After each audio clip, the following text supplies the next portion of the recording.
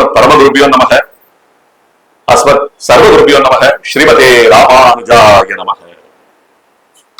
நீலாதுங்கஸ்தரகிரிதடி சுப்தமுத்போத்ய கிருஷ்ணம் பாரார்த்தியம் ஸ்வம் ஸ்ருதி சதசிரசித்தவத்யாபயந்தி சோச்சிஷ்டாயாம் ஸ்ரஜி நிகடிதம் யாவனாத்கிருத்த புங்கே கோதாரஸ்யை நம இதமிதம் பூய ஏவாஸ்து பூய.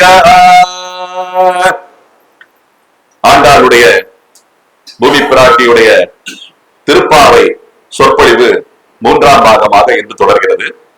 இந்த வேதாந்த சிரவணானந்த ஆசிரமத்திலே இன்றைய தினம் இந்த தனியன் ஸ்லோகம் பராசர பட்டர் அருளியது. இதில் சொல்லப்படுவது அந்த அர்த்தம் யாதெனில், நீலாதேவியுடைய அம்சமாக பிறந்தவள் ஆண்டாள் பூமி பிராட்டி என்றும் போற்றப்படுகிறாள். நீலாதேவியுடைய குணம் எப்படி என்றால், ஸ்ரீதேவி, பூமாதேவி, நீலாதேவி என்று 3 தேவிமார்கள் வைகுண்டத்திலே சேஷபீடத்திலே அமர்ந்திருக்கும் அந்த பரவாசுதேவன் உடன் இருக்கும் தேவிமார்கள் என இந்த தேவிமார்கள் அனைவருமே பல குணங்கள், சிரேஷ்டமான குணங்களை உடையவர்கள். நம்முடைய குற்றங்களை எல்லாம் மன்னிப்பதற்கே, அந்த சிபாரிசு செய்வதற்கே என்ன அவர்கள் எல்லாம் பகவானுடன் அமர்ந்திருப்பவர்கள் என்பது புராண வரலாறு. இது ஆச்சாரியர்களுடைய செய்தி. அப்படி இருக்கும்போது ஸ்ரீதேவி நம்மை எல்லாம், நம் குற்றங்களை எல்லாம், நம் பாவங்களை எல்லாம் மன்னிக்க வேண்டும் என்று சிபாரிசு செய்வாளாம். பூமாதேவி நம் குற்றங்களை எல்லாம் அவளே பொறுத்து கொண்டு என அந்த மன்னிப்பு என்று வேண்டாமலேயே குறிப்புணர்த்தி பகவானிடம் சிபாரிசு செய்வாளாம். நீலாதேவி எப்படி என்றால், குற்றமென்று ஒன்று இருக்கிறதா என்ற கேள்வி கேட்கும் அளவுக்கு அவளுடைய கருணை இருக்குமா என்ன, அந்த அளவுக்கு கருணை மிக்கவள்.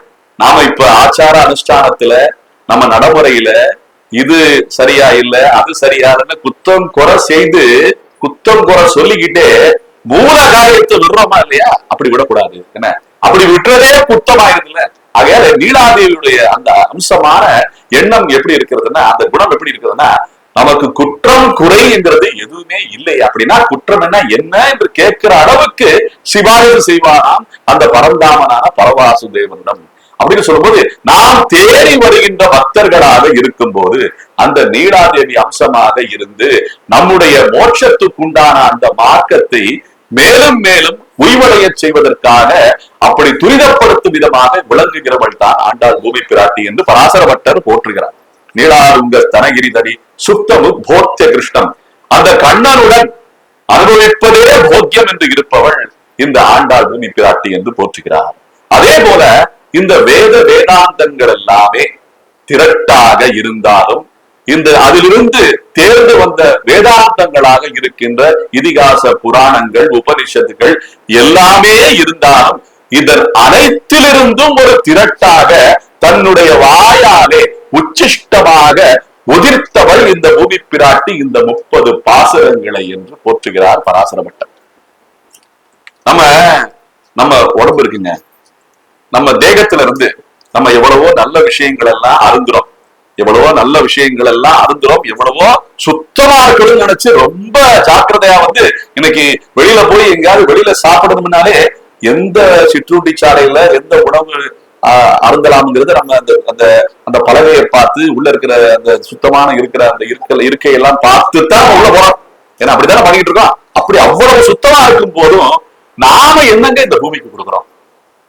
அவ்வளவு சுத்தமான விஷயங்கள் எல்லாம் தேடி தேடி போய் நம்ம எல்லாம் அருந்துறோம், செய்யறோம், எல்லா காரியங்களும் ஈடுபடுறோம்.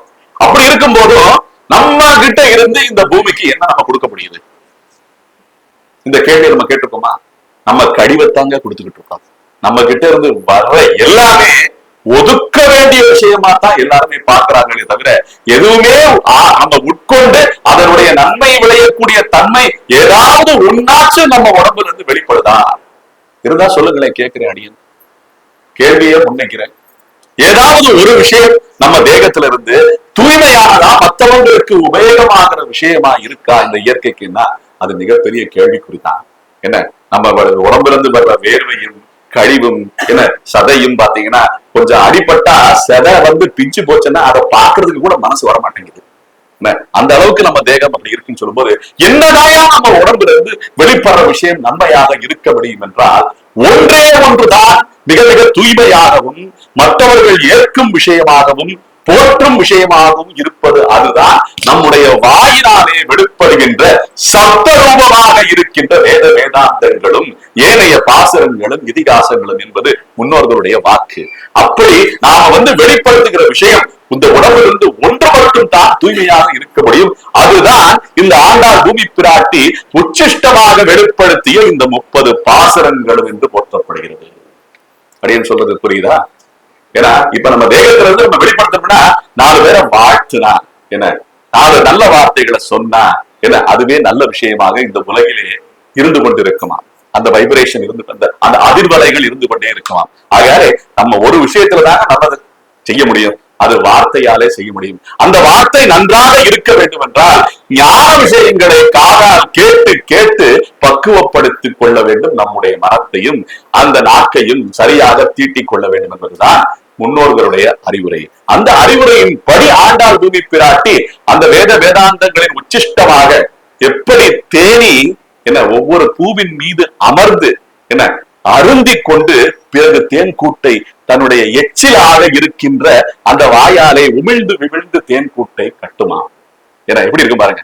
உண்மையிலேயே நான் அடியேன்னு சொன்னது நம்ம உடம்புல இருந்து வர்ற எதுவுமே ஏற்கக்கூடிய விஷயமா இல்லைன்னு சொல்றது என்ன ஒரு விஷயம். அதே சமயத்துல தேனி வந்து தன்னுடைய எச்சிலை என்ன கொடுக்கிற அந்த தேன்ல வந்து பகவானையே நாம வந்து அபிஷேகம் பண்றோம். எவ்வளவு உயர்ந்த திரவியம், உலகத்திலேயே கெட்டு போகாத திரவியம் ஒண்ணு இருக்குன்னா அது தேன் தான். ஏன்னா அந்த தேனி கூடு கட்டி வச்சிருக்கு பாத்தீங்களா, அந்த தேன் அடையில இருந்து வர்ற தேன் தான் வந்து உலகத்துல எத்தனை வருஷம் ஆனாலும் கெட்டு போறாங்க. அது என்னன்னா எச்சில், அந்த தேனியுடைய எச்சில் எப்படி இருக்கும் பாருங்க. அதே சமயத்துல இன்னைக்கு மகாலட்சுமி தாயார போற்றுறதுலயே கஜலட்சுமி தாங்க பெரிய ஒரு போற்றுதலுக்குரிய மகாலட்சுமியா இருக்கா. எல்லா வீட்டு வாசலையும் எல்லா கோவில் வாசலையும் பாத்தீங்கன்னா கஜலட்சுமி தான் இருப்பா. அந்த கஜலட்சுமி எப்படி நம்ம பாக்குறோம்னா, அந்த யானைகள் 2 பக்கம் இருந்து கஜங்கள் 2 பக்கம் இருந்து தன்னுடைய தும்பிக்கையாலே தண்ணீரை உறிஞ்சு என்ன அந்த புஷ்பத்தோட மகாலட்சுமி மேல தெளிக்கிறார். அந்த கஜம் எதை தெளிக்கிறா? அந்த கஜம் என்ன தெளிக்கிறா? உறிஞ்ச நீரை, எச்சில் நீரை என்ன மகாலட்சுமி மேல தெளிக்கிறா. அது போற்றப்படுகிறது. ஒரு இடத்துல வந்து அந்த யானைகள் வந்து தும்பிக்கையில உறிஞ்ச நீரை வந்து நம்ம மேல புரோட்சித்தோம்னா அது ரொம்ப மங்களம்னு போற்றுறாங்க. என்ன அந்த அளவுக்கு இருக்கு. அப்படித்தான் இந்த ஜந்துக்கள் இருந்து வரவழைப்படுகின்ற விஷயமும் ஒரு பசுமாட்டு பிருஷ்டபாகத்தில் இருந்த அந்த கழிவு சரி என்ன எவ்வளவு உச்சிதமான விஷயமா நம்ம பாக்குறோம். ஒரு கோமூத்திரம்னு சொல்றோம், என்ன கோமயம்னு சொல்றோம், எவ்வளவு போச்சுறோம், என்ன வாசல் முழுகிறோம், அருந்துறோம் கூட பஞ்சகவியத்தை.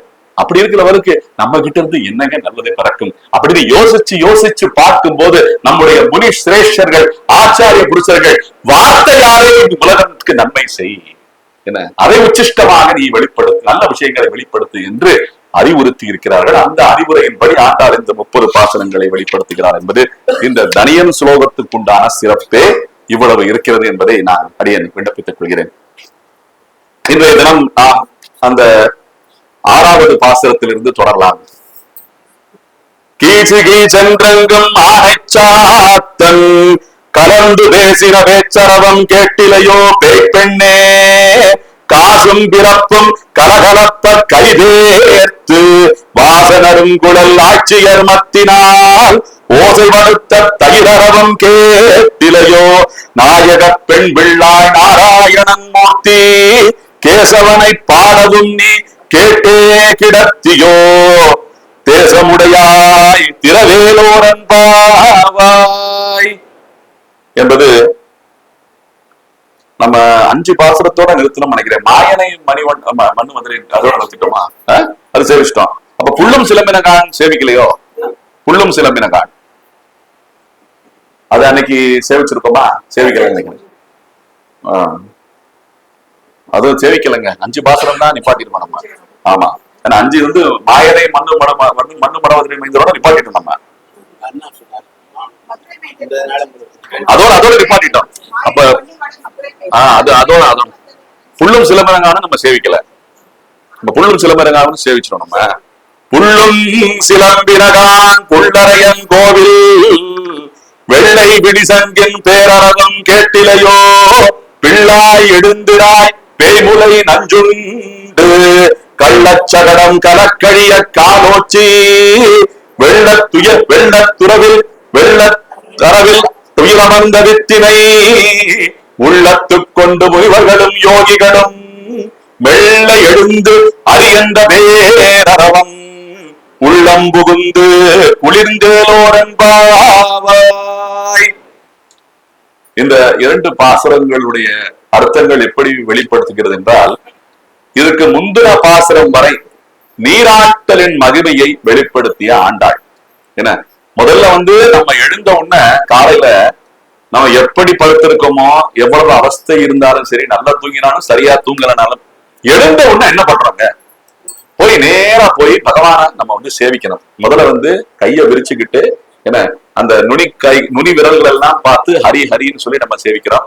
அப்புறம் நடு ரேகையை பார்த்து சரஸ்வதியை நினைச்சுக்கிறோம். முதல்ல மகாலட்சுமி சரஸ்வதி, அப்புறம் இந்த மணிக்கட்டுல இருக்கிற அந்த ரேகையை பார்த்து நம்ம பகவானை சேவிக்கணும். அப்படி 7 முறை ஹரி ஹரி ஹரி ஹரி ஹரி ஹரி ஹரின்னு சொல்லி 7 முறை சேவிக்கிறது வழக்கம். என்ன கராகிரே வசதோ லக்ஷ்மி கரமத்தியே சரஸ்வதி கரமூலேக்கு கோவிந்த அப்படின்னு சொல்லி சமஸ்கிருத அறிவுரை இது. கரமூலேக்கு கோவிந்த, அப்புறம் கோவிந்தன் நினைக்கணும் அப்படி சொல்லி அந்த அந்த அந்த ஹரி என்ற உச்சரிப்பு இருக்குல்ல, இதெல்லாம் பார்த்துக்கிட்டே செஞ்சா அன்றைய நாள் மங்களம்னு சொல்லப்படுது. இத பண்ணிட்டு உடனே நம்ம என்ன செய்யறோம்னா, நேரா போய் நீர்ல போய் கைய வைப்போம். என்ன காரணமா இருந்தாலும் சரி, நீர்ல முகத்தை அப்படியே கழுவிட்டு அந்த நீர்ல கைய வச்சாதான் சுத்தம்ங்கிறது நமக்கு ஆரம்பமாகுது. முதல்ல இந்த ஹரி என்ற பேரரவம் நம்ம வாயிலிருந்து வர்ற ஒரே ஒரு நல்ல விஷயம் அந்த உச்சரிப்பு தான், அந்த ஓசை தான். அந்த ஹரி என்ற பேரரவத்தை ஆண்டாள் பூமி பிராட்டி போற்றுகிறாள். நீராட்டல்லே அவ்வளவு விசேஷம் இருக்கும் போது, அப்ப நீராட்டங்களுக்கு அப்புறம் என்ன பண்ணணும்னா துயர் எழுப்புகிறான் ஆண்டாள். ஒவ்வொரு பெண் பிள்ளையாக கோகுலத்திலே அந்த பாவை நோன்பு நோன்பதற்காக அங்கே இருக்கின்ற கோஷ்டியினரை சேர்க்க வேண்டும். அங்கே இருக்கின்ற பாகவத உத்தவர்களை அழைத்துக் கொண்டு, எப்படி சிரவணானந்த ஆசிரமத்துல கேட்கிற இந்த உத்தமமான விஷயங்களை எல்லாம் கேட்பதற்கு எப்படி கோஷ்டி சேர்றீங்களோ, அது போல அங்கே ஆண்டாள் பூமி பிராட்டி கோகுலத்திலே அந்த கோகுலத்தில் நடந்த விஷயமாக ஸ்ரீவில்லிபுத்தூரிலே அங்கே இருக்கிற பெண் பிள்ளைகளை எழுப்பும் விதமாக இந்த பாசுரங்கள் அமைந்திருக்கின்றன. ஆகையாலே குறிப்பிடத்துகிறார் ஆண்டாள், இந்த நீராட்டலுக்கு வர வேண்டும், அங்க போய் பாவை நோன்பு இருக்க வேண்டும், கண்ணன் கிடைக்க வேண்டும் என்ற அந்த பிரார்த்தனையை வைக்க வேண்டும் என்று இத்தனை நோக்கத்தோடு ஆண்டாள் பூமி பிராட்டி காலை பொழுதை குறிப்புணர்த்தும் விஷயமாக புள்ளும் சிலம்பினகான் புள்ளரையன் கோவில் வெள்ளை விழிசங்கின் பேரரவன் கேட்டிலையோ என்று சொல்றார். இப்ப அரியன் சொன்ன விஷயங்கள் எல்லாமே இதுல அடங்கியிருக்கு. கோயில்ல சங்கொலி கேட்டால், சங்கநாதம் கேட்டால் அது மங்களம். சங்கநாதம் இன்னைக்கு வேற மாதிரி ஆயிப்போச்சு. என்ன சங்கு ஊதிட்டாங்கப்பா அப்படின்றாங்க. என்ன சங்கு ஊதிட்டாங்கப்பான்னு சொன்னா உண்மையில என்னன்னா, ஒருத்தர் பரமபதிச்சிட்டாருன்னா அவங்க வீட்டுல நம்ம தமிழ்நாட்டுல சங்கு ஊதுற பழக்கம் இருக்கு. அந்த சங்கநாதம் எதுக்கு ஊதப்படுதுன்னா, அவரு வைகுண்டத்துக்கு போய் சேரணுங்கிற அந்த எண்ணத்தோட ஊதப்படுது. ஒருத்தங்க ஒரு வயசானவங்க படுத்த படுக்கையா இருக்கும் போது துளசி தண்ணியை கொடுக்க சொல்லுவாங்க. அவங்க முடியாம கடைசி என்ன திசையில அந்திம திசையில இருக்கும் போது துளசி தண்ணியை எதுக்கு தெரியுமா குடிக்க சொல்றாங்க? அவங்க மனசுல அந்த கல்லா கட்டையா கிடக்கும் போது எந்த ஒரு எண்ணமும் இருக்காது அவங்களுக்கு. கடைசி நேரத்துல போய் அந்த துளசி தீர்த்தத்தை நம்ம வாயில கொடுக்கும் போது திடீர்னு அந்த துளசி வாசனை எண்ணத்துல பட்டு பகவானை நினைக்கக்கூடிய அந்த ஆயுசு முழுக்க அவங்க கோயிலுக்கு சென்றதும், அவங்க பகவானை வேண்டுறதும், அந்த தீர்த்தத்தை பருகிறதும் நினைவுக்கு கோவிந்தனை நினைக்கக்கூடிய வாய்ப்பு கிட்டும் இல்லையா? அதனாலதான் துளசி தீர்த்தத்தை சேர்க்க சொல்றாங்க. இது இருக்கணும். அந்த மனசு அப்படியே பரபதைத்து இருக்கும் போது, வேற கதியே இல்லாத போது அந்த பரம கதியை நினைக்கக்கூடிய ஒரு வாய்ப்பு கிட்டுமா இல்லையா? அதனாலதான் இதெல்லாம் குறிப்புகள் நமக்கு கிடைக்கக்கூடிய. என்ன இன்னைக்கு இருந்தே நம்மளெல்லாம் தயார் செய்யறாங்க. என்ன இது எப்படி இருக்கும் நம்ம வாழ்க்கைங்கிறதுக்கு இதெல்லாம் அடையாளங்கள். அப்படி அந்த காலை பொழுதை உணர்த்தும் விஷயமாக புள்ளும் சிலம்பினகான் புள்ளரையன் கோவில்னா கருட அந்த கொடியுடைய, புள்ளரையன்னா கருடன் அர்த்தம். அந்த கருட கொடியுடைய அந்த கோயில்ல சங்குநாதத்தை ஊதுறாங்க. கதவு திறக்க போகுது அப்படின்னு சொல்லி இன்னும் படுத்துக்கிட்டா இருக்கு அப்படின்னு சொல்லி இந்த பாகவதை எழுப்புகிறார். பிள்ளாய் எழுந்திராய் பேய்முலை நஞ்சுண்டு என்ன கள்ளச்சகடம் கலக்கழிய காலோச்சி அப்படின்னு சொல்லும் போது கண்ணனுடைய பிரதாபங்களை எல்லாம் எங்கேயுமே ஆண்டாள் கண்ணனுடைய பிரதாபங்களை சொல்லாம எந்த ஒரு வாசனமும் இருக்காது. அவருடைய சேஷ்டிதங்களையும் அவருடைய குணாதிசயங்களையும் அவருடைய மாய செயல்களையும் சொல்லிக் கொண்டேதான் சாதாரணமாக அந்த பூமி பிராட்டி பாசனங்களை எல்லாம் வெளிப்படுத்தி இருக்கிறாள் என்பது போல என்ன பிள்ளாய் எழுந்தராய் பேய்முலை நஞ்சுண்டு பேச்சு முலை நஞ்சுண்டு அந்த கண்ணன் செய்த அந்த பூதனையை சம்மரித்த சேஷ்டிதத்தை உணர்த்துகிறான் ஆண்டாள். ஆண்டாள் எப்படி சொல்றான்னா, கண்ண பெருமான் அந்த பூதனையாக கம்சனால் அனுப்பப்பட்ட அந்த பூதகியை என்ன அவளுக்கும் மோட்சம் அளிக்க வேண்டும் என்ற விஷயமாக அந்த விஷப்பாலை உறிந்து கொண்டே அவருடைய உயிரையும் சேர்த்து குடித்து விட்டானாம் கண்ணன். அப்போதே அவள் மோட்சம் அடைந்து விட்டாள். அந்த மோட்சம் அடைந்த விஷயத்தை எப்படி பாகவதத்திலே போற்றப்படுகிறது என்றால், ஒரு உயிரற்ற உடல் கிடக்கிறது என்றால் அதை பார்ப்பதற்கே சங்கோஜப்படுவாங்களா இல்லையா? என்ன அதை பார்ப்பதற்கு மட்டும் இல்லை, அதை அருகின் போவதற்கே சங்கோஜப்படுவார்கள். அதை தொடுவதே என்ன ஒரு தோஷம் என்று நினைப்பார்கள். அப்படி இருக்கும் போது அந்த உடல் அப்படியே பெருசா கடந்ததா அந்த காட்டுல, என்ன அந்த தோட்டத்துல கடக்கும் போது போன மக்கள் எல்லாம் கந்தம் சுகந்தம் வீசியதாம் அந்த பிரேதத்திலே. எப்படி இருக்கு பாருங்க, அந்த உடல இருந்து சுகந்தம் வீசியதாம். என்ன ஆச்சரியம்! இப்படி ஒரு அலங்கோலமாக இருக்கின்ற அந்த பூதனையிடமிருந்து ஒரு சுகந்தம் வீசுகிறது என்றால் அவள் நற்கதி அடைந்திருக்கிறாள் என்பதன் லட்சணம் அங்கே தெரிந்ததான். இது பாகவதத்திலே சொல்லப்படுகின்ற செய்தி. ஏன்னா எப்படி இருக்கு பாருங்க, அந்த பூதனை நற்கதி அடைந்து விட்டார். எவ்வளவு ஒரு அடியாளாக இருந்தாலும் என்ன கண்ணனுடைய என்ன கருணைக்கு பாத்திரப்பட்டால் நல்ல கதி நிச்சயம் என்பது இதிலே சொல்லப்படுகிறது. ஆகவே அந்த பூதனை பேய்முலை நஞ்சுண்டு கள்ளச்சகரம் கலக்கழிய காலோச்சி. கண்ண பெருமான் சங்கு சக்கரத்தை எல்லாம் உபயோகிக்கவே இல்லைங்க.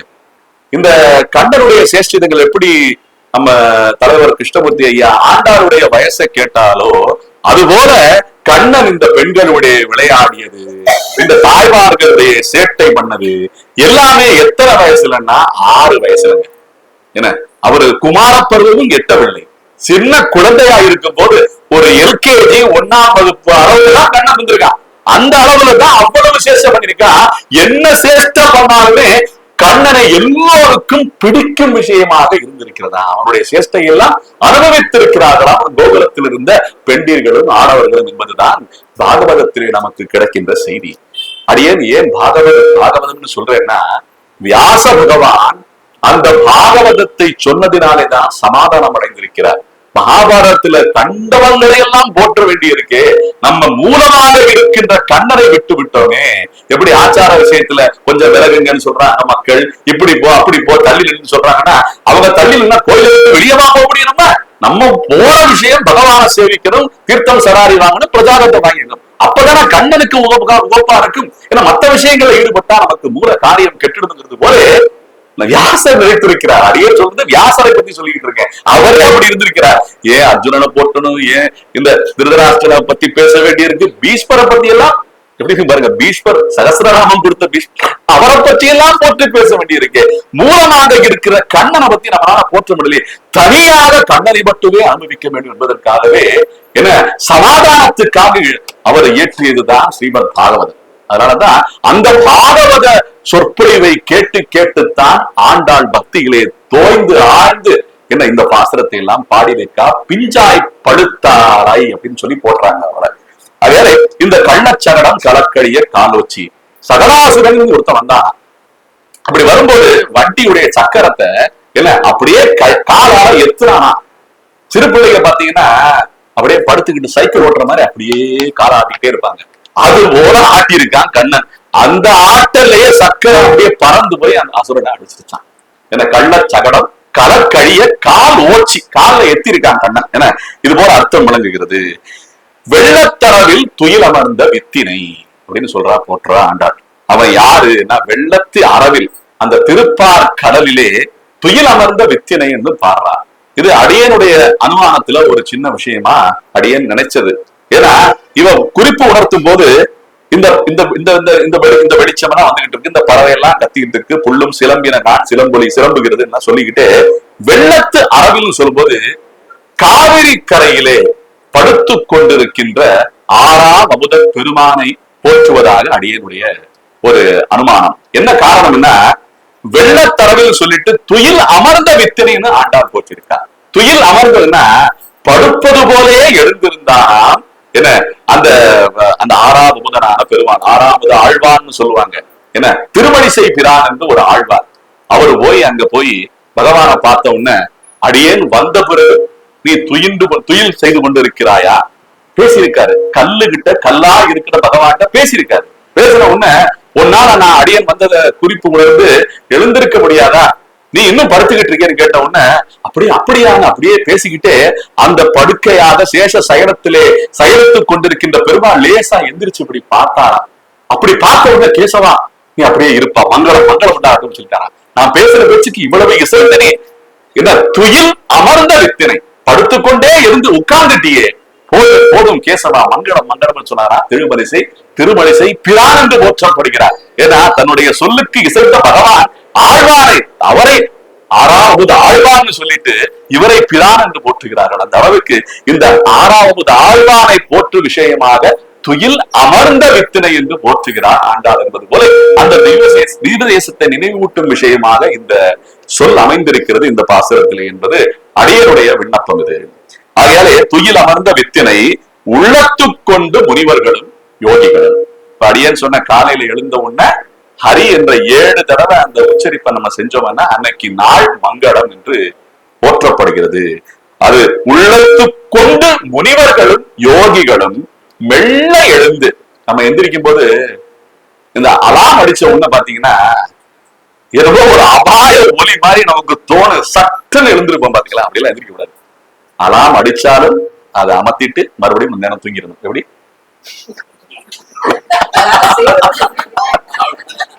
இதெல்லாம் நலவரம் இருக்கிறது. 5 மணிக்கு எந்திரிக்கணும்னா 4 மணில இருந்து அலாம் வச்சு அதை தட்டுன்னு தட்டி ஒரு 5:30 மணிக்கு எந்திரிக்கிற மாதிரி என்ன மெல்ல எழுந்து. என்ன அப்படி போல இந்த மெல்ல எழுந்துன்னு சொல்றது என்ன காரணம்னா, பதறி போய் எழுந்திரிக்க கூடாது. நிதானமா நம்ம எப்படி படுத்திருந்தாலும் ஒழுக்க அப்படியே படுத்துட்டு, அந்த ஒழுக்க படுத்துட்டு அப்புறம் மெதுவா அப்படியே எந்திரிச்சு உட்காந்து கைய பார்த்துக்கிட்டே அந்த 7 தடவை ஹரி ஹரி ஹரி ஹரி ஹரி ஹரி ஹரின்னு சொல்லி உச்சரிப்போட அன்னைக்கு நாளை தூங்கணும்னா மங்களம்னு சொல்றது போல, அது எப்படி சொல்லணும்னு ஆண்டாள் குறிப்பு உணர்த்துறான்னா, சத்தமா சொல்லணுமா. அங்க இருக்கிற இன்னைக்கு போற வண்டி வாகன சத்தம் எல்லாம் கிடையாது. என்ன சங்கோஷம் கேட்டுருச்சா, அப்புறம் அந்த முனிவர்களும் யோகிகளும் எல்லாமே நல்ல வாயால சத்தம் போட்டு ஹரி ஹரி ஹரின்னு சொல்லுவாங்களாம். அப்ப அவ்வளவு யோகிகளா இருந்திருக்காங்க அந்த ஊர்ல, ஸ்ரீவில்லிபுத்தூர்ல யோகிகள் மட்டும்தான் இருந்திருக்காங்க போல, மனுஷங்களே கிடையாது போல. என்ன அப்ப அவ்வளவு யோகிகளும் என்ன முனி சிரேஷ்டர்களும் இருந்திருக்காங்க. அந்த அந்த அந்த மெல்ல எழுந்து அறியன்ற பேரம் சொல்லும்போது உள்ளத்து கொண்டு முனிவர்களும் யோகிகளும். அப்ப நம்ம சாந்தாகாரம் புஜடசேனம் ஸ்தோத்திரம் சொல்றோம். அதுல யோகி ஹிருத்யான கம்யம்னு வருது. என்ன யோகி ஹிருத்யான, யோகிகளும் முனிவர்களும் யோகி ஹிருத்யான்னா ஹிருதயத்துல இருந்து அவங்க நினைக்கிறாங்க பரந்தாமனை கண்ணனின்னு சொல்லும்போது யோகி ஹிருத்யான கம்யம்னு வருது. அந்த வார்த்தையை இங்கே உச்சரிப்புல இங்கே உணர்த்துகிறார் ஆண்டாள். ஏன்னா உள்ளத்து கொண்டு முனிவர்களும் யோகிகளும் மெல்ல எழுந்து அறியந்த பேர் அரவம்னு சொல்றான். அரவம்னா சத்தம், அரவம்னா பேரரவம். அப்ப அவ்வளவு ஒலி நமக்கு கேட்குது ஹரி ஹரி ஹரின்னு சொல்றது. என்ன உள்ளத்து கொண்டு முனிவர்களும் யோகிகளும் மெல்ல எழுந்து ஹரியந்த பேரவரமும் உள்ளம் குளிர்ந்து, என்ன உள்ளம் புகுந்து குளிர்ந்தேரோ என்பாவாய். இது எல்லாமே நமக்கு உள்ளத்துல புகுந்து அந்த குளிர்ச்சி ஏற்படணும். ஏன்னா எவ்வளவோ இம்சைகளால வாழ்க்கையில நமக்கு பல காரணங்களுக்காக நம்ம அப்படியே வெப்பத்துல இருப்போம், அந்த கொதிப்புல இருப்போம். அந்த கொதிப்பெல்லாம் இல்லாம குளிர்ந்து இருக்கணும். அதனால அந்த ஹரி என்ற பேரரவம் கேட்டு நீயும் எழுந்திராய் அப்படின்னு சொல்லி ஆண்டாள் போற்றுகிறாள். அந்த பெண் பிள்ளையை எழுப்புகிறார், ஒரு பெண் பிள்ளையை எழுப்புகிறாள் என்பது போல இந்த பாசுரம் அமைந்திருக்கிறது. அடுத்த பாசுரம், இப்ப ஒரு பெண் பிள்ளையை சேர்த்து விட்டாள் கோஷ்டியில.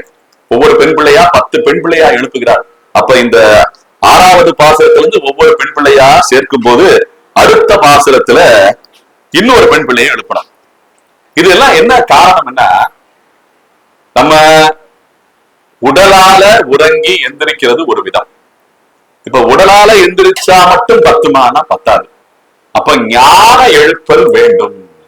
நமக்கு உடல்ல மட்டும் அந்த அந்த தேகம் மட்டும் எழுந்தால் பத்தாது, நமக்கு ஞானத்திலையும் முதிர்ச்சி அடைய வேண்டும் என்பதற்காகத்தான் கண்ணனுடைய சேஷ்டிதங்களை எல்லாம் இதிலே பொறித்து வைத்திருக்கிறார் ஆண்டாள். அப்ப என்ன அர்த்தம்? இந்த புராணங்களையும் இதிகாசங்களையும் நீங்க எல்லாம் தோய்ந்து இருக்க வேண்டும், அதுல எல்லாம் ஆழ்ந்து அமிழ்ந்து இருக்க வேண்டும் என்பதை இந்த பாசகத்திலே நமக்கு வலியுறுத்துகிறார் ஆண்டாள். கீச்சு கீச்சென்றெங்கும் ஆணை சாத்தன் கலந்து பேசின பேச்சரவன் கேட்டிலையோ பேய்ப்பெண்ணே என காசும் பிறப்பும் கலகலப்ப கைபேர்த்து அப்படின்னு சொல்லி ஆண்டாள் போற்றா. இந்த 7வது பாசுரத்துல என்ன சொல்ற ஆண்டாள்? இன்னைக்கு நமக்கு மிக மிக மகிழ்ச்சியாக இருக்கிற ஒரு விஷயம் என்ன அப்படின்னு பார்த்தோம்னா, ஒரு நடிகர் நடிகை என்ன அவங்கள பத்திய விஷயம் கேட்டோம்னா இன்னைக்கு இளைஞர்கள் அப்படியே துடிச்சு பாக்குறாங்க. என்னன்னா இதை எல்லாமே ஒரு திரைப்படத்துல இருக்கிற இந்த இந்த இந்த திரைப்பட தயாரிப்பாளர் இந்த நடிகருடைய சர்ச்சை, இந்த நடிகர்கிட்ட வந்து சண்டை போட்டிருக்கான் அப்படின்னு சொல்லுவாங்க. இப்ப அரசியல்ல பார்த்தோம்னா ஒரு அரசியல்வாதி ஒண்ணு பேசிட்டு இருப்பாரு, ஒரு காலத்துல அவர் தப்பு பண்ணிருப்பாரு, இப்ப ஆட்சி செய்யறவங்க ஒரு தப்பு பண்ணிட்டு இருப்பாங்க. இப்ப ஆட்சி செய்யறவங்க போய் கேட்டா அவன் பண்ணலையா அப்படின்னு கேட்பான். என்ன அவன் பண்ணலையா, அவன் பண்ணிருக்காரு அப்ப நானும் பண்ணுவேன். இப்படி நீங்க தொடர்ச்சியா தனித்தனியா ஒவ்வொரு தடவை ஆட்சி செய்யும் போதும் அவன் மேல இவன் பழிய போடுறது, இவன் மேல அவன் பழிய போடுறது, இப்படி ஒருத்தரும் திருந்த மாட்டாங்களா? இந்த மாதிரி பேச்சுக்கள் எல்லாம் வரும்போது இது எல்லாமே கிசு கிசுக்கள் என்று சொல்லப்படுகிறது. இந்த கிசு கிசுக்களை நல்ல விஷயமா இருந்தா கேட்கலாம். இது போன்ற தேவையற்ற விஷயங்கள்ல போய் மக்கள் அனுபவித்துக் கொண்டிருக்கிறாங்க பாத்தீங்களா, அது எல்லாம் மாறணும்ங்கிறதுக்காக ஆண்டாள் பூமி பிராட்டி தாங்க இந்த கிசு கிசு என்ற வார்த்தையை கொடுத்திருக்கா, நல்ல விஷயமா கொடுத்திருக்கா. கீச்சு கீச்சு என்றெங்கும் ஆணை சாத்தன்னு சொல்லி இந்த பகவானுடைய கிசு கிசுக்களை கேளுங்கப்பா. என்ன கீச்சு கீச்சு என்ற அந்த புயல் கத்துது பாத்தீங்களா, ஆணை சாத்தன் என்ற பறவை கத்துது பாத்தீங்களா, என்ன அது குருவின்னு சொல்லுவாங்க, ஒரு வகை குருவி அது. என்ன அது அப்படியே கத்துமாம், கீச்சு கீச்சென்றெங்கும் ஆணை சாத்தன் மறுபடியும் காலை பொழுது ஆகிவிட்டது என்று அந்த பெண் பிள்ளையை எழுப்புவதற்காக அதை அந்த காலை பொழுதை குறிப்புணர்த்தும் விஷயமாக இந்த பாசுரம் அமைந்திருக்கிறது. கீச்சு கீச்சென்றெங்கும் ஆணை சாத்தன் கலந்து பேசின பேச்சரவன் கேட்டிலையோ, போதையந்த பரஸ்பரம் என்று சொல்வார்கள். நம்ம அந்த போதையந்த பரஸ்பரம்னா நல்ல விஷயங்களை ஒருத்தர் பேசி இன்னொருத்தர் கேட்கணும், இன்னொருத்தர் பேசி அந்த பேசினவரும் கேட்கணும். இது பரஸ்பரமா நம்ம பண்ணிக்கிட்டே இருக்கலாம். இதுதான் வாழ்க்கையில நல்ல விஷயங்களை ஒருத்தர் பேச, ஒருத்தர் கேட்க, இன்னொருத்தர் பேச, மற்றொருவர் கேட்க, இப்படியே நல்ல விஷயங்கள் பகவத் விஷயமா இருந்துகிட்டே இருந்ததா நமக்கு பிராஸ்பரஸ் நிச்சயம். பரஸ்பரஸ் அப்படின்னாலே பிராஸ்பரஸ்னாலே பரஸ்பரம் மற்றவர்களை பத்தி நாம நினைக்கணும், நம்மளை பத்தி மற்றவங்க நினைக்கணும். அதுதான் பிராஸ்பரிட்டின்னு சொல்றாங்க, ஆங்கிலத்துல பிராஸ்பரஸ் சொல்றாங்க. புரியுதா? ஆகையால இந்த பரஸ்பரம் நாம நல்ல விஷயங்களை பகிர்ந்துகிட்டே இருக்கணுமாக அதுதான் கீச்சு கீச்சு என்றெங்கும் ஆணை சாத்தன் கலந்து பேசின பேச்சரவன். கண்ணனை பற்றி கலந்து பேசுறது, ராமனை பற்றி கலந்து பேசுறது, ஆஞ்சநேயரை பத்தி கலந்து பேசுறது, நம்ம போன ஒரு யாத்திரை போன வைபவத்தை பத்தி பேசுறது, இப்படி நிறைய விஷயங்கள் இருக்கு. இதெல்லாம் யாரு பேசுறாங்கிறது போல கேள்வி கேட்கிறா ஆண்டாள் இன்னைக்கு காலத்துல நமக்கு. என்ன ஆகையால கலந்து பேசின பேச்சரவம் கேட்டிலையோ பேய் பெண்ணே அப்படின்னு சொல்ற ஆண்டாள். இந்த பேய் பெண்ணேங்கிறதுக்கு அர்த்தம் என்னன்னா பேயாழ்வாரை குறிப்பிடுவது போல இருக்கிறது. பேய் பெண் என்னன்னா பகவானை தேடும் விஷயத்திலே எப்படி பேயா ஒரு பேய் அலையுதோ அது போல அலைந்திருப்பார்களாம் அவங்க எல்லாமே. பகவான் எங்க பகவானுடைய செய்தி எங்க கேட்டாலும் போய் நின்றுவாங்களாம். என்ன நம்ம எப்படி தெருவுல போகும்போது நல்லா வண்டியில வேகமா போயிட்டு இருப்போம், ஒரு இடத்துல 2 பேரு கழுத்துல கைய போட்டுக்கிட்டு நட்போட போனா கூட நடுக்க மாட்டான், சண்டை போட ஆரம்பிச்சா அப்படியே கூட்டம் போய் குமிஞ்சிடும். என்ன சர்ச்சை, என்ன சண்டைன்னு போய் அப்படியே வேடிக்கை பார்த்துட்டு போய் நின்றுவாங்க. என்ன அதுல நியாயம் பேசுறாங்களோ அதெல்லாம் அடுத்த விஷயம். அதுபோல இந்த பெண் பிள்ளைகளுடைய அந்த அச்சரத்தை சொல்லுகிறார், இப்படி கலந்து பேசுற பேச்சை கேட்பதற்கு கூட்டம் சேர வேண்டுமே என்பதற்காக ஆண்டாள் சொல்லுகிறாள், பேசின பேச்சரவம் கேட்டிலையோ கீசு கீச்சென்றெங்கும் ஆணை சாத்தன் கலந்து பேசுங்க, இப்படி நல்ல விஷயங்களை கலந்து பேசுங்க என்று குறிப்பிடுத்துகிறார். காசும் பிறப்பும் கலகலப்ப கைபேர்த்து வாச நறுங்குழல் ஆட்சியர் மத்தினால். காலை எழுந்த உடனே மங்கள ஓசைகள் கேட்கணும்னா நல்ல அந்த பெண்கள் அணிந்து கொண்டிருக்கின்ற ஆடையின் உரசரினாலே ஏற்படுகின்ற ஓசை.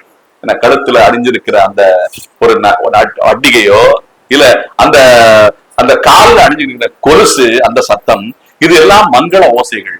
அந்த வளையல் ஓசை அதெல்லாம் கேட்கறதுல அந்த மங்கள ஓசைன்னு சொல்றாங்க. அப்படி அந்த மங்கள ஓசையை கேட்கும் விஷயமாக காசும் கலகலப்பும் என்ன காசும் பிறப்பும் கலகலப்பும் கைபேர்த்து. இந்த காசும் பிறப்புங்கிறது அணிகலன்களை குளிக்கிற வார்த்தை. அங்க கோகுலத்துல அணிந்து கொண்டு அந்த அணிகலன்கள் இருந்து வருகின்ற ஓசையை நாம் கேட்க வேண்டும். முக்கியமா வாச நறுங்குழல் ஆட்சியர் மத்தினால் ஓசைப்படுத்த தயிரரவம் கேட்டிலையோ அப்படின்னு சொல்லும்போது, நம்ம இந்த மத்து தயிர் கிடையாது இதெல்லாம் எங்க பார்க்க முடியுது? எல்லாம் இன்னைக்கு மிக்சி அடிச்சுக்கிட்டு இருக்கோம். இன்னைக்கு என்ன எங்க மத்துல தயிர் கிடைக்கிறது? இந்த மத்துல தயிர் கிடைக்கிறதுனால ஒரு பெரிய ஒரு பயிற்சி, உடற்பயிற்சி ஆகுதுங்க. இன்னைக்கும் பாத்தீங்கன்னா கிராமத்துல இருந்து வர்ற அந்த ஆண்களோ பெண்களோ பாத்தீங்கன்னா வயிறே இல்லைங்க, வயிறு ஒட்டி இருக்கு. அவங்கள பார்த்தாலே தெரியும் நல்ல உழைப்பாளிகள் சொல்லி எவ்வளவு சந்தோஷமா இருக்காங்க. வர்ணத்தை பத்தி ஐயா கொஞ்ச நேரம் முன்னாடி பேசிக்கிட்டு இருந்தாரு. என்ன இருக்கிற வர்ணங்களிலேயே இந்த 4 வர்ணம்னு கண்ணன் சொல்லியிருக்காருல, அவன் படைச்சிருக்காங்க, அவன் படைப்பாளி. ஏதாவது கேள்வி கேட்கணும்னா வர்ணத்தை பத்தி அவன்கிட்ட தான் போய் கேட்கணும். நீ ஏன்டா படைச்சன்னு கேளுங்க அவன்கிட்ட. அதை கேட்கிறோமா நம்ம சண்டை போட்டுக்கிட்டு இருக்கோம் உட்காந்துக்கிட்ட. படைச்சது அவன், அவனுடைய படைப்புகள் தான் நாம எல்லாம், நமக்குள்ள இருக்கு சண்டை. அவன் படைச்சபடி போயிட்டே இருக்க வேண்டியதானே. அவன் என்ன சொல்றான் கண்ணன், இருக்கிற வர்ணங்களிலேயே எந்த வர்ணம் மகிழ்ச்சியாக இருக்கும்னு சொல்லியிருக்கான் தெரியுமா? கடைசியா இருக்கின்ற அந்த வர்ணம் தான் என்ன, தாசர்கள் தான், உழைப்பாளிகள் தான், சூத்திர வர்ணத்தில் இருக்கிறவங்க தான் உறங்கும் போதே மகிழ்ச்சியா உறங்கிட்டு எழுந்திருக்கும் போது ஆரோக்கியமா எழுந்திருந்து வேலை பார்ப்பாங்க. இது நடக்குதா இல்லையா? எத்தனை உழைப்பாளிகளை பார்க்கிறோம். என்ன சாப்பிட்டாலும் சிரிக்குதுங்க அவனுக்கு. நம்ம 2 இட்லி சாப்பிட்டாலே போதுமையா வயிறு உப்பசமா இருக்கே அந்த போற அளவுக்கு தான் நம்ம நிலைமை இருக்கு. அவன் 10 இட்லி சாப்பிடுறான், சாப்பிட்டு சந்தோஷமா போய் உறங்குறான். என்ன மகிழ்ச்சி யாருக்கு இருக்கும் என்றால் உழைப்பாளிகளுக்குத்தான் இருக்கும்னு சொல்லி அந்த விஷ்ணு சஹஸ்ரநாமத்திலேயே கண்ணன் முதிர்கிறான். ஒவ்வொரு வர்ணமா சொல்லிக்கிட்டே வருவாங்க. ஞாபகப்படுத்தி பார்த்துக்கிறீங்க. ஒவ்வொரு வர்ணமா அரசன் எப்படி இருப்பான், பிராமணன் எப்படி இருப்பான், அரசன் எப்படி இருப்பான், வைசியன் எப்படி இருப்பான், தாசர்களாக இருக்கின்ற அந்த வர்ணத்தவர்கள் எப்படி இருப்பார்கள் என்று சொல்ற ஆண்டாள். அவன் கேட்கிறது அவனுக்கு கிடைக்கும். பிராமணன் ஞானத்தை கேட்டால் ஞானம் கிடைக்கும், அரசன் ஆட்சியை கேட்டால் ஆட்சி கிடைக்கும், வைசியன் தனத்தை கேட்டால் தனம் கிடைக்கும்.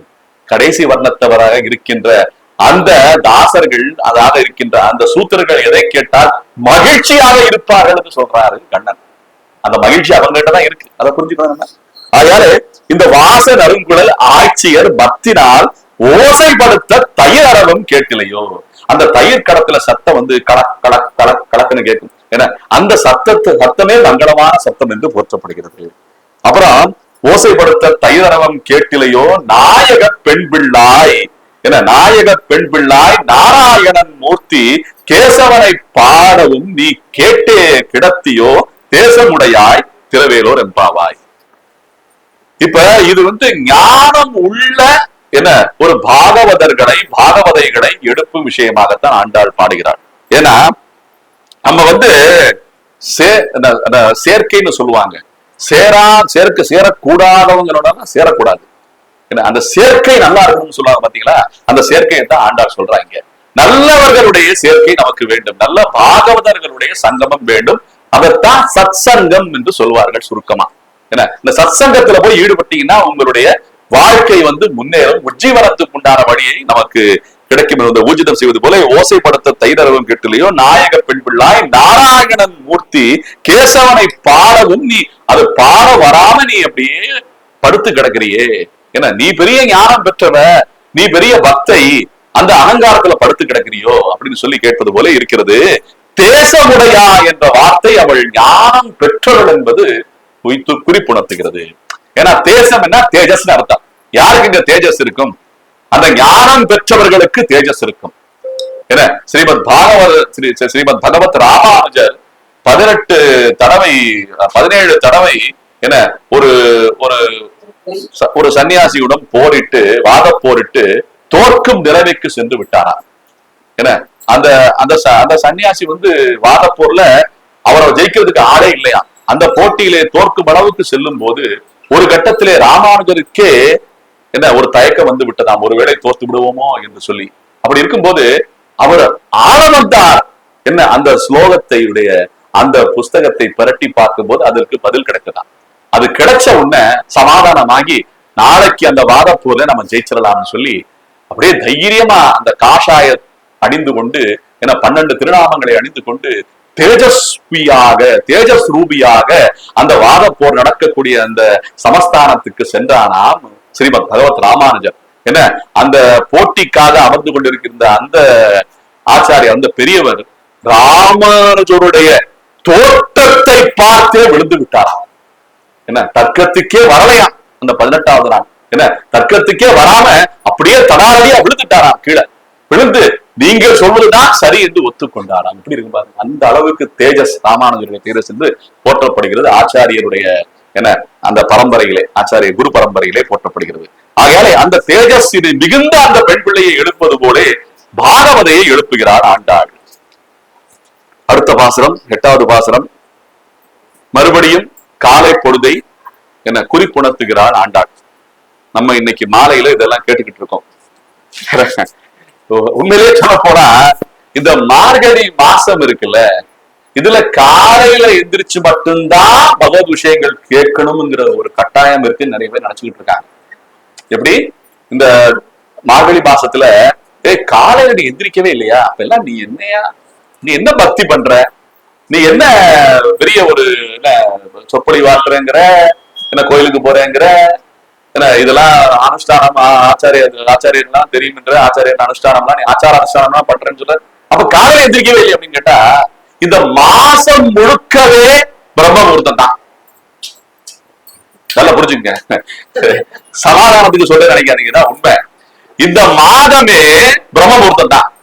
நீங்க எந்த வேலையில எது செஞ்சாலுமே அது பிரம்ம முகூர்த்தத்துல செஞ்சதாதான் ஆகும். நம்ம மாலையில கேட்கிறோமோ, இருட்டுல உட்கார்ந்து கேட்கிறோமோ, என்ன இரவுல கேட்கிறோமோ, அதெல்லாம் ஒண்ணும் கவலைப்படாதீங்க. நல்ல விஷயங்களை செய்ய வேண்டும், நல்ல விஷயங்களை கேட்க வேண்டும், அதான் முக்கியம். அதனால காரியம் முக்கியமா காலம் முக்கியமானு பார்த்தா காரியம் தாங்க முக்கியம். அதை முதல்ல புரிஞ்சுக்கங்க. காரியம் தான் முக்கியம். ஏன்னா காலம்ங்கிறது நம்ம நிப்பாட்ட முடியாது, ஓடிக்கிட்டே இருக்கும். அதனால ஓடுறதுனால இந்த காலம் தவறி போயிடுச்சுன்னு சொல்றது செய்ய வேண்டிய காரியத்தை விடுறதுக்காண்டி இல்ல, செய்ய வேண்டிய காரியத்தை செய்யணும். அது காலம் தவறினாலும் செஞ்சிடணும். நம்ம 24 வயசுல கல்யாணம் பண்ணணும் பசங்களை அப்படின்னு ஒரு காலத்துல இருந்தது. இன்னைக்கு 30 வயசு தாண்டி போயிட்டு இருக்குங்க.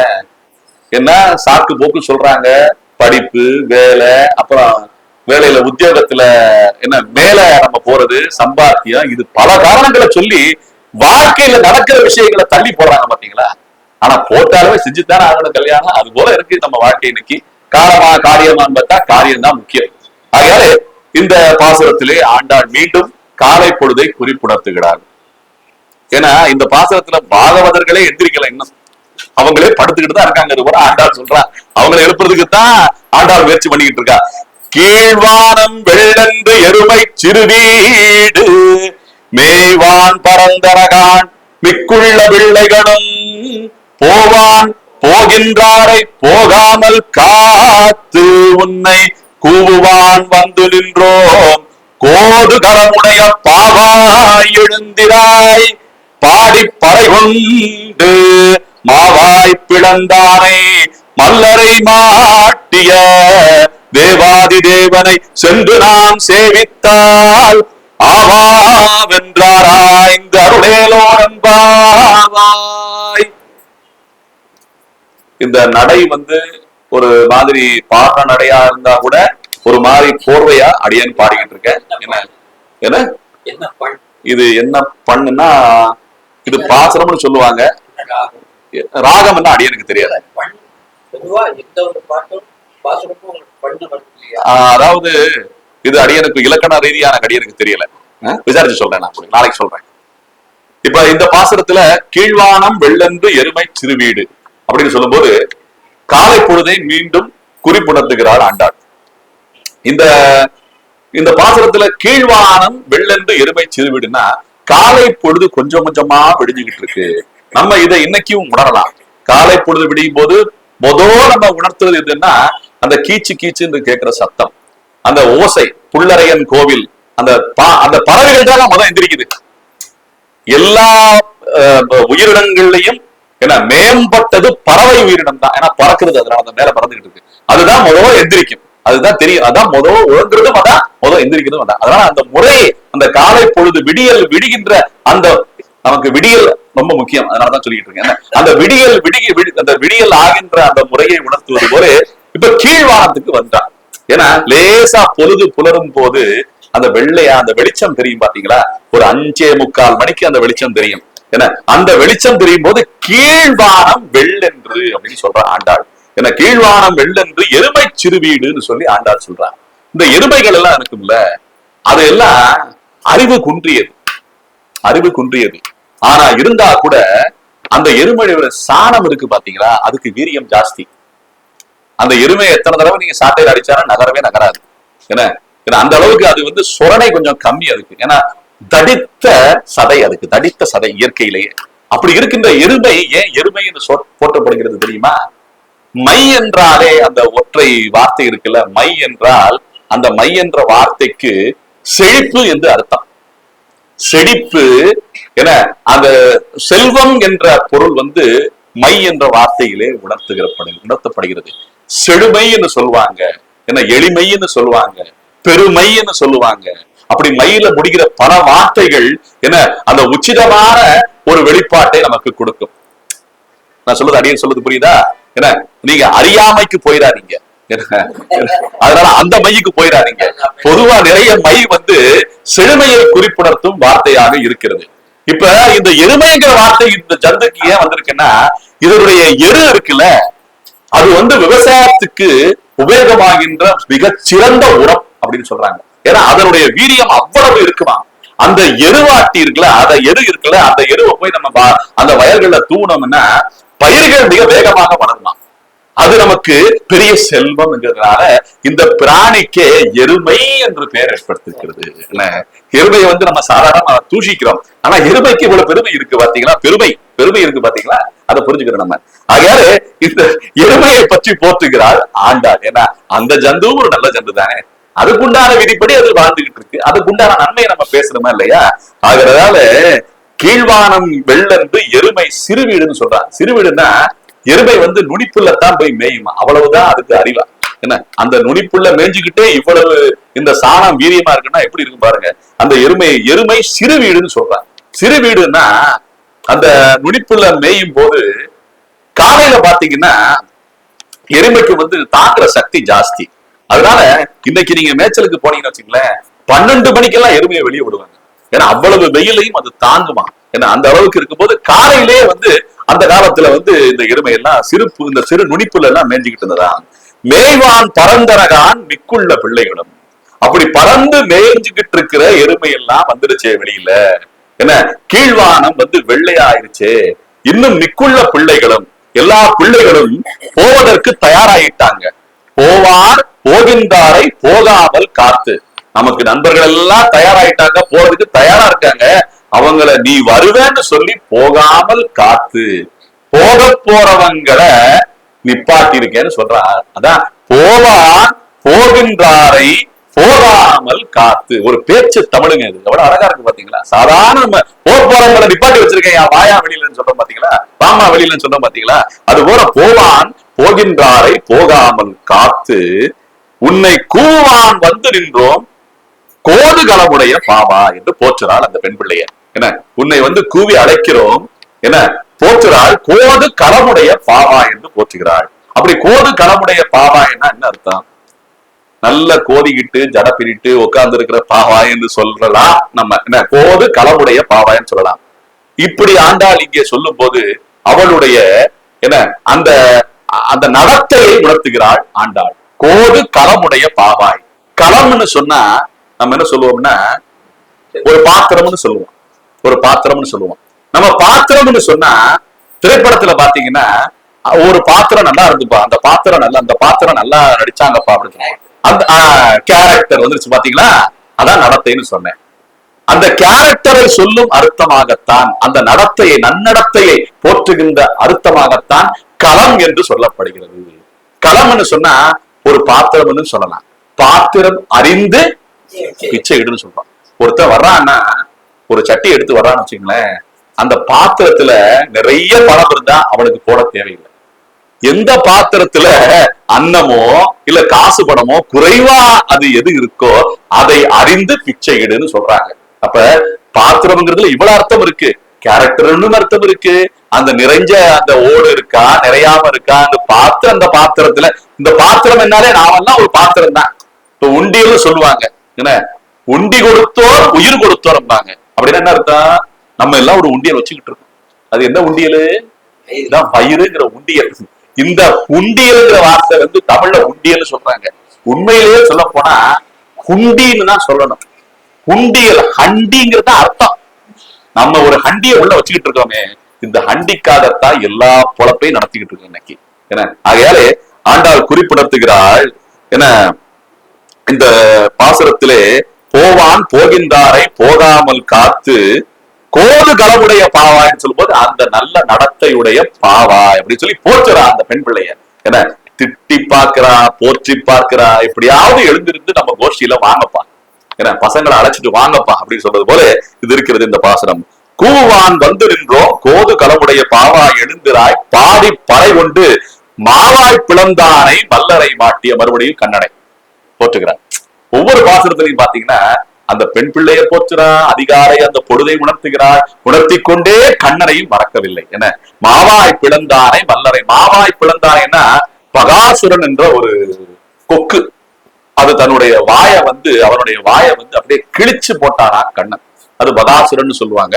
அந்த பகாசுரனுடைய வாய் பிளந்தானை மல்லரை மாட்டிய அப்படின்னு சொல்றாங்க. என்ன கம்ச சானூர மர்தனம் சொல்றாங்க. என்ன முஷ்டி சானூரன் சொல்லி ரெண்டு பேரு, என்ன அவங்க குவலையா பீடம் என்ற யானையை எட்டி உதைத்தானாம் கம்சனுடைய அந்த மைதானத்திலே. என்ன போட்டிக்கு வந்திருக்கான் கண்ணன்.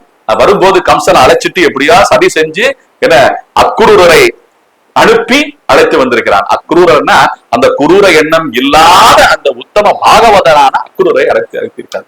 அனுப்பி அழைத்து வரும்போது அந்த மைதானத்திலே போட்டி, இவ்வளவு போட்டி.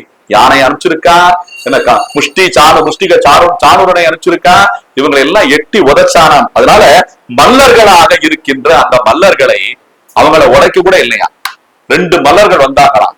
அவங்க ரெண்டு பேரையும் அவங்க தனித்தனியா முட்டிக்கிட்டே செத்துட்டாங்க. மல்லரை மாட்டிய என்று ஆண்டாள் போற்றுகிறார். எப்படி பாருங்க, பாகவதத்துல சொல்லப்பட்டது போலே பாசனம் அமைந்திருக்கிறது. மல்லர்களை அழித்த உடைத்த என்றெல்லாம் பாடல, மல்லர்களை அவங்க ரெண்டு பேரையும் மாட்டி விட்டே அவங்க ஒழிச்சுட்டானா கண்ணன். ஆகையால மல்லரை மாட்டிய அப்படின்னு சொல்லி ஆண்டாள் போற்றுகிறாள் இந்த பாசுரத்திலே. தேவாதி தேவரை என்ன சென்று நாம் சேவித்தால் ஆவான் என்று ஆராய்ந்து அருளேலோர் என்பாவா என்று போற்றுகிறாள். இந்த பாசுரத்துல பரபிரம்மம் யார் என்ற கேள்விக்கு உண்டான பதில் இருக்கிறது. ஏன்னா தேவாதி தேவன் அப்படின்னு சொன்னா காஞ்சி வரதராஜ பெருமாளை போற்றுகிறாள் ஆண்டாள்.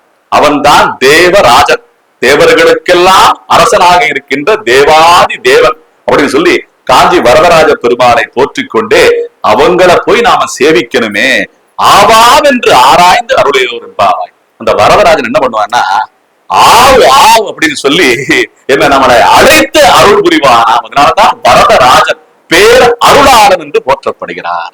ஆகையால இந்த பாசுரத்துல காஞ்சிபுரத்து பெருமானை போற்றுகிறாருங்க ஆண்டாள். என்ன இன்னைக்கு நம்ம ஊர்ல கூட வான்னு அருள்ற பெருமான் ஒருத்தர் இருக்காரு. யாரு தெரியுமா? கூட நம்ம பெருமானுங்க. நம்ம பெருமாள் என்ன தெரியுமா பண்ணிட்டு இருப்பாரு, இந்த இடது கைய வச்சுக்கிட்டு ஆக்வான ஹஸ்தம்னு சொல்லுவாங்க. ஆக்வான ஹஸ்தம்னா தெரியுமா? வா இப்படி இப்படி அழைக்கிறது போல கையை இப்படி வச்சுக்கிட்டு இருப்பாரு. என்ன ஆக்வான ஹஸ்தம், ஒரு கையில வான்னு அழைச்சு இன்னொரு கையில அபய ஹஸ்தம், பயப்படாதே என்ன பயப்படாதேன்னு சொல்லி நான் அருள்கிறேன், நான் உன்னை காக்கிறேன்னு சொல்லி இங்க இருக்கிற பெருமாளும் என்ன ஆவாம் என்று அருளைகளோர் என்பாவா என்பது போல ஆவாம் என்று அருள்கிறார்கள் என்பதுதான் இந்த பாசுரத்திலே நமக்கு குறிப்பிடுத்துகிறாள் ஆண்டாள் பூமி பிராட்டி. எவ்வளவு அனுபவம் கிடைக்கிறது.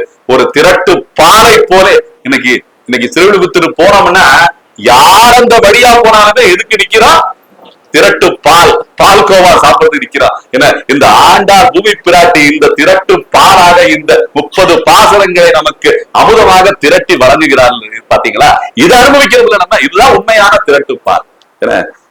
அடுத்த பாசுரம் 9வது பாசுரம் முடிச்சிடலாமா? தூமணி மாடத்து சுற்றும் விளக்கெரிய தூவம் கமழ துயிலனை மேல் கண்பளரும் மாமான் மகனே மணிக்கதவம் தாழ்த்திரவாய் மாமீர் அவளை எழுப்பீரோ, உன்மகள்தான் ஊமையோ அன்றி செவிடோ அனந்தரோ, ஏமப் பெருந்துயில் மந்திரப்பட்டாளோ, மாமாயன் மாதவன் வைகுந்தர் என்றென்று நாம் பலவும் நவின்றேலோரெம்பாவாய் என்பது 9வது பாசுரம்.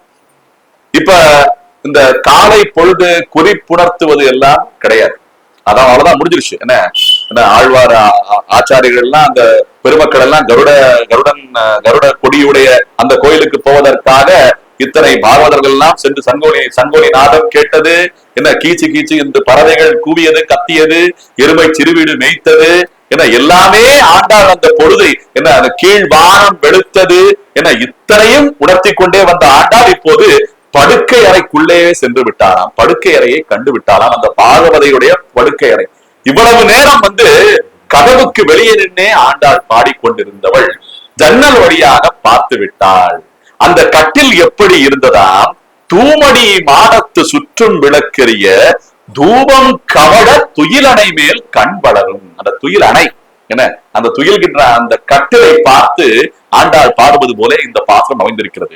இந்த பாசுரம் எப்படி இருக்கிறது என்றால், இந்த 30 பாசுரங்களும் ஒரு நாடகம் போலே நகர்கிறது. இந்த பாசுரம் ஒரு காட்சி எப்படி இருக்குன்னா, அப்படியே அந்த திரைக்கதை வசனம்னு சொல்லுவாங்க பாத்தீங்கன்னா, அந்த திரைக்கதை எப்படி இருக்குமோ அந்த திரைக்கதையை போல இந்த பாசுரம் ஒவ்வொன்றாக நடந்து கொண்டே வருகிறது.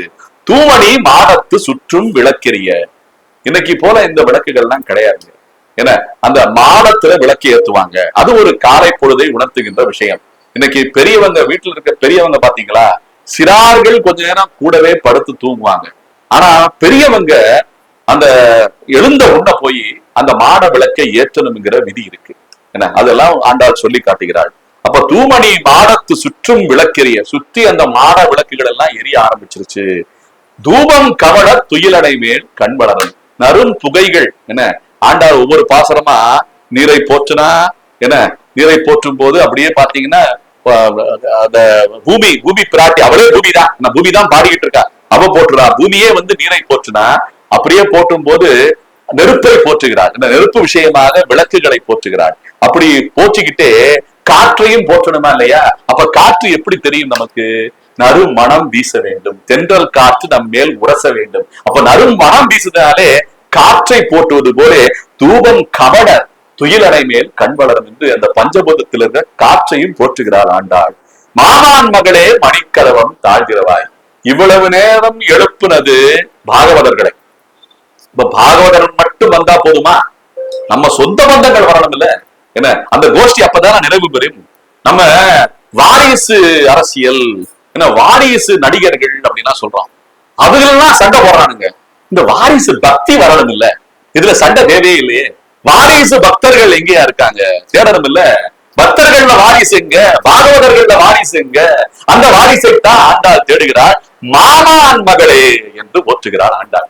மாமான் மகள், மாமன் மகன், அத்தை மகன், என்ன அத்தை மகள், சித்தப்பா மகன், சித்தப்பா மகள், எல்லா உறவையும் சேர்த்து ஆண்டாள் குறிப்புணர்த்துவது போல மாமான் மகளே மணிக்கதவம் தாழ்கிறவா என்று கதவை திறந்து விடு. ஜன்னல்ல அடியேன் என்ன உன்னுடைய படுக்கை அறையையும் உன்னுடைய வெளிச்சத்தையும் அந்த நீ நல்லா உறங்கி கொண்டிருக்க அந்த உறக்கத்தையும் பார்த்து கொண்டுதான் இருக்க. நீ நல்லா தூங்கிக்கிட்டு தான் இருக்க. முதல்ல எந்திரிச்சு வா, முதல்ல கதவை துற அப்படின்னு சொல்லி மாமியர் அவளையும் எழுப்பீரோ. மாமியை கொண்டு எழுப்புகிறான் ஆண்டாள். ஏன்னா இவ எந்திரிக்க மாட்டா, இன்னைக்கு எந்திரிக்க மாட்டா. மாமி நீயாச்சும் போய் தட்டி எழுப்புன்னு சொன்னது போல அந்த உறவை, அந்த உறவினுடைய இணக்கத்தை உணர்த்துகிறான் ஆண்டாள். அப்படி ஊமையோ, அவன் என்ன ஊமையா இல்ல செவிடா? அந்த அளவுக்கு நம்ம சொல்லி எந்திரிக்க மாட்டேங்கிறாளே. ஊமையோ அன்றி செவிடோ அனந்தலோ ஏம பெருந்துயில் மந்திரப்பட்டாளோ அப்படின்னு சொன்னா, நேற்று பார்த்த அந்த திரைப்படத்துல வந்த காட்சியை நினைச்சுக்கிட்டே மந்திரப்பட்டாளோன்னா மயங்கி கிடக்கிறாளோ என்பது போல இது உணர்த்துகிறது நமக்கு.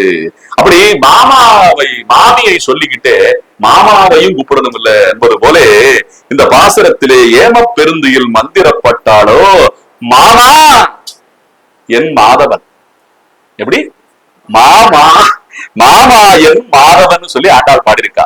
அடியனுக்கு சில விஷயங்கள் தோன்றது. என்ன மாமீர்னு சொல்லிட்டா, இப்ப மாமாட்டையும் சொல்லணும்ல. அதனால மாமா என் மாதவன் என்ன என் வைகுந்தன் என்ன என்று நாமம் பலவும் நவீன்றேலோ எம்பாவாய் அப்படின்னு சொல்லி ஆண்டாள் முடிக்கிற அந்த பாசத்துல. ஏன்னா எப்படி இருக்கும் பாத்துங்க. ஏன்னா மாமாவே அழைக்கிற ஆண்டாள். மாமா என் மாதவன். அந்த மாதவன் தான் இவளுக்கு மாமா. என்ன நம்ம தமிழ் பாஷையில மாமோய் அப்படின்னு கூடுவாங்க பாத்தீங்களா, அது மேல மாமா என் மாதவன் அப்படின்னு சொல்ற ஆண்டாள்.